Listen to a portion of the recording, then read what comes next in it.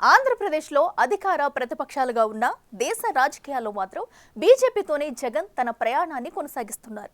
YCP ఆవిర్భావం నుంచి కేంద్రంలో అధికారంలో ఉంటున్న బీజేపీకి మద్దతు ప్రకటిస్తూనే వస్తున్నారు. తాజాగా ఉపరాష్ట్రపతి ఎన్నికల్లో ఎన్డీఏ కూటమి అభ్యర్థికి మద్దతు ఇవ్వాలని వైసీపీ నిర్ణయం తీసుకుంది. 2029 ఎన్నికల నాటికి ఎన్డీఏలో తాము లేకపోయినా టీడీపీని మాత్రం ఎన్డీఏ కూటమిలో లేకుండా చేయాలనేదే వైసీపీ ఆలోచనగా కనిపిస్తుందంటున్నారు. గతంలో ఇదే తరహాలో మద్దతుగా నిలిచి బీజేపీకి దగ్గరయ్యే ప్రయత్నాలు చేసి సక్సెస్ అయిన వైసీపీ ఈసారి ఏ మేరకు సఫలం అవుతుందనేది చూడాలి.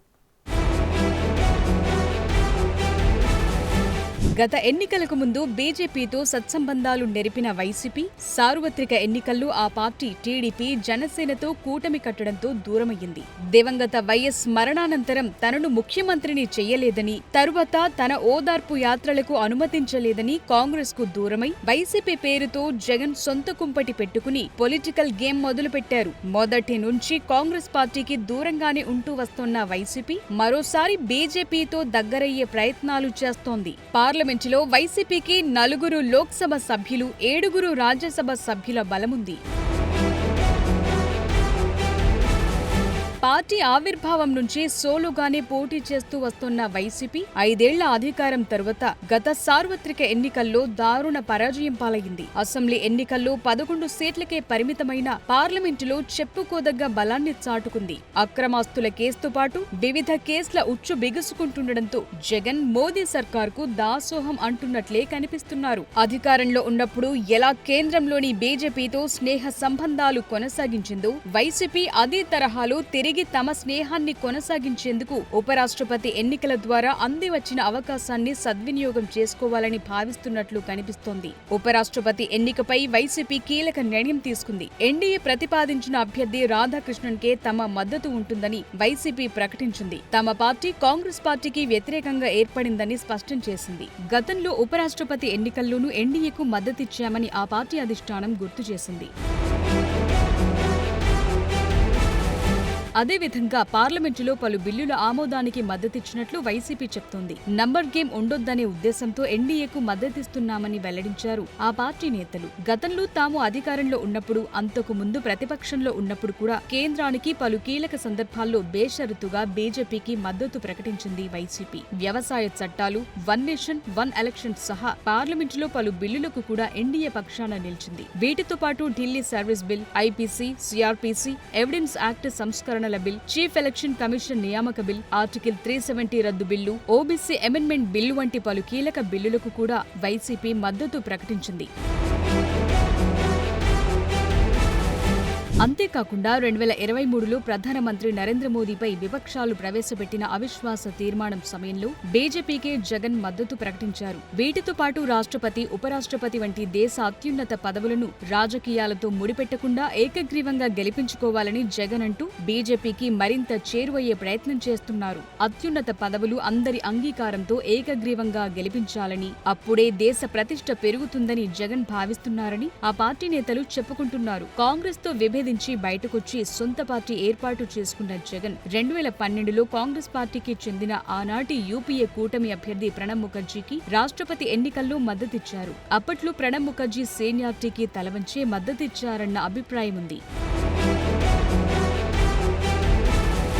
ఆ తరువాత 2017లో జరిగిన రాష్ట్రపతి ఎన్నికల్లో ఎన్డీఏ బలపరిచిన రామ్నాథ్ కోవింద్ కి ఉపరాష్ట్రపతి పదవికి వెంకయ్యనాయుడుకు వైసీపీ మద్దతుగా ఓటేసింది. 2022లో జరిగిన రాష్ట్రపతి ఎన్నికల్లో కూడా ఎన్డీఏ బలపరిచిన ద్రౌపది ముర్ముకి ఉపరాష్ట్రపతిగా జగదీప్ ధన్కర్ కి మద్దతుగా ఓటేసింది వైసీపీ. అయితే ఉపరాష్ట్రపతిగా ఉన్న జగదీప్ ధన్కర్ రాజీనామా చేయడంతో ఎన్నికలు అనివార్యమయ్యాయి. దీంతో ఎన్డీఏ తరపున బీజేపీ సిపి రాధాకృష్ణన్ ఉపరాష్ట్రపతి అభ్యర్థిగా బరిలో నిలపడంతో మద్దతుగా నిలిచింది వైసీపీ.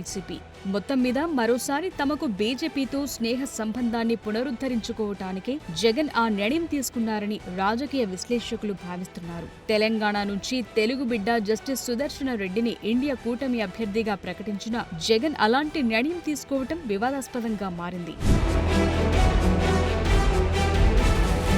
మరోవైపు కాంగ్రెస్ అగ్రనేతలు వైసీపీ నేతలతో సంప్రదింపులు జరుపుతున్నారు. రాజ్యసభలో 7 సభ్యుల బలమున్న వైసీపీని తమ వైపు లాక్కోవాలని కాంగ్రెస్ ప్రయత్నిస్తోంది.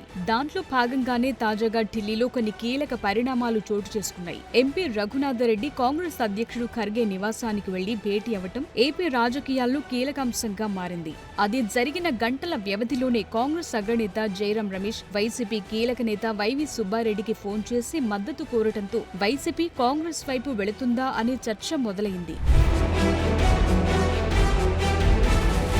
అయితే వైసీపీ నేతలు మాత్రం ప్రెసిడెంట్, వైస్ ప్రెసిడెంట్ విషయంలో తాము మొదటి నుంచి ఎన్డీఏ వైపే ఉన్నామని స్పష్టంగా చెప్తున్నారు. అలాగే ఎన్డీఏ నుంచి తమను ముందుగా అడిగారని, దాంతో వెంటనే ఓకే చెప్పాల్సొచ్చిందని, మీరు లేట్ గా అడిగారని సుబ్బారెడ్డి సమాధానం చెప్పినట్లు సమాచారం. ప్రస్తుతం ఆంధ్రప్రదేశ్లో వైసీపీ పాలనలో చేసిన అక్రమాలు, దౌర్జన్యాలపై పలు కేసులు నమోదయ్యాయి. కీలక నేతలు సైతం అరెస్ట్ అయి జైల్లో ఉన్నారు. లిక్కర్ కేసులో జగన్ అరెస్ట్ అదిగో ఇదిగో అంటూ చక్కర్లు కొడుతోంది. ఇటువంటి పరిస్థితుల్లో జగన్ ఇండియా వైపు వెళ్లే అవకాశం లేదని రాజకీయ విశ్లేషకులు అంచనా వేస్తున్నారు.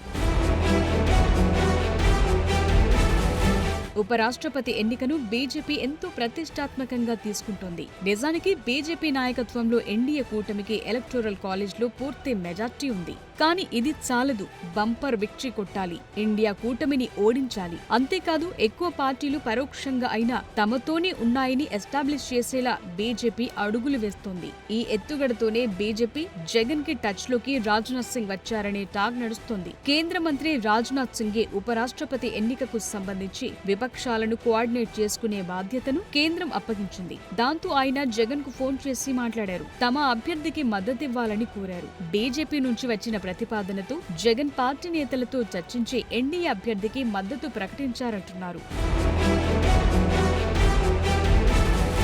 వైసీపీకి బీజేపీకి మధ్య లోపాయికారి ఒప్పందం ఉందని ఏపీ కాంగ్రెస్ అధ్యక్షురాలు షర్మిల తరచూ ఆరోపిస్తున్నారు. మోదీ దత్తపుత్రుడు జగన్ అని విమర్శలు గుప్పిస్తున్నారు. వైసీపీ ముసుగు మళ్లీ తొలగిందని, లోనున్న కాషాయ కండువా మరోసారి బయటపడిందని టార్గెట్ చేయటం మొదలుపెట్టారు. ఆంధ్రప్రదేశ్ రాష్ట్రంలో కూటమి పక్షాలతో కుస్తీ, ఢిల్లీలో మతపిచ్చి బీజేపీతో దోస్తీ అన్న విమర్శలు వెల్లువెత్తుతున్నాయి.